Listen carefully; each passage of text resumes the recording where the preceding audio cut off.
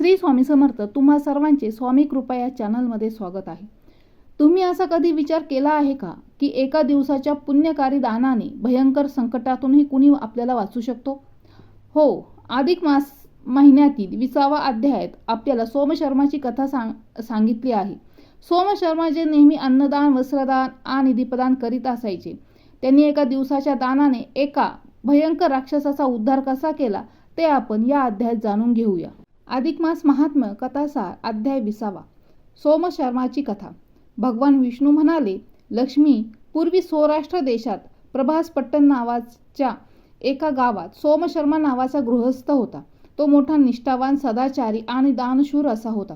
त्याने अधिक मासातील अनेक व्रते आणि नियम केले होते.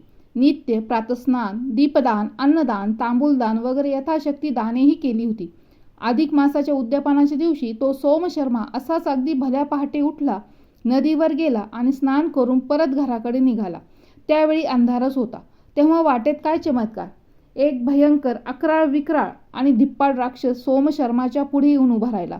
बापरे, काय त्याचे रूप! लांब केसाळ हात, बटबटीत डोळे, विशाल जबडा.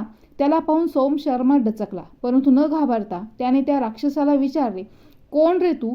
काय हे तुझे हिडीस रूप? माझ्या वाटेत असा का आडवा आलास? त्यावर तो राक्षस गंभीर आवाजात म्हणाला, हे दयाळू पुण्यपुरुषा, मी राक्षस योनीत फिरतो आहे, पण आता तुम्ही माझा उद्धार करा. म्हणजे काय? उद्धार कशासाठी? तू असा हा राक्षस योनीत? सोमशर्मा त्या राक्षसाला विचारत होता. तोच तो राक्षस पुन्हा गंभीर आवाजात म्हणाला, महाराज, माझ्या पूर्वजन्मीचा इतिहास फारच विचित्र आहे, तो ऐका.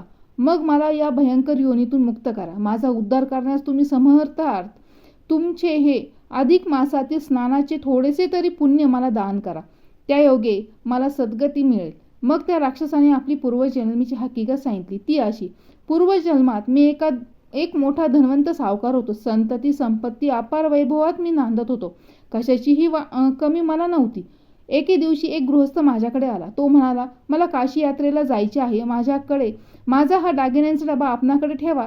या डब्यात सोन्याचे दागिने 100 तोळ्यांचे आणि 10,000 रुपये आहेत. पहा, मी काशी यात्रेहून आल्यावर ही माझी ठेव मी परत नेईन आणि या ठेवीचा सांभाळ केल्याबद्दल तुम्हाला तुमचा मोबदला देईन.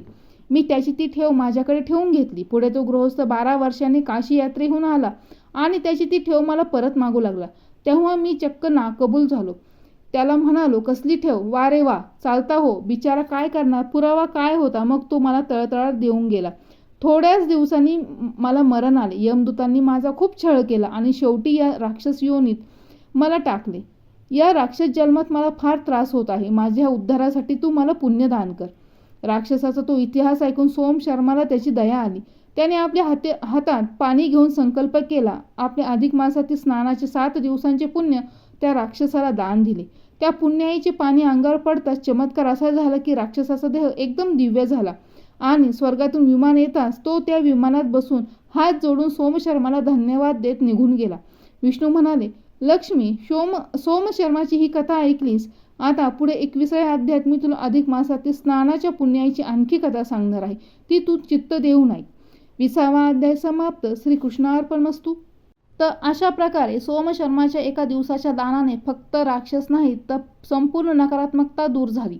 ही कथा आपल्याला शिकवते की जेव्हा आपण श्रद्धेने आणि मनापासून दान करतो तेव्हा साधं दानही अद्भुत परिणाम करू शकतो.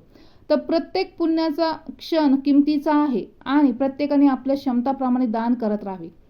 जर तुम्हाला आजची कथा आवडली असेल तर लाईक करा, शेअर करा आणि स्वामी कृपा या चॅनलला सबस्क्राईब करायला विसरू नका. तर पुन्हा भेटूया नवीन अध्यायात. तोपर्यंत श्री स्वामी समर्थ.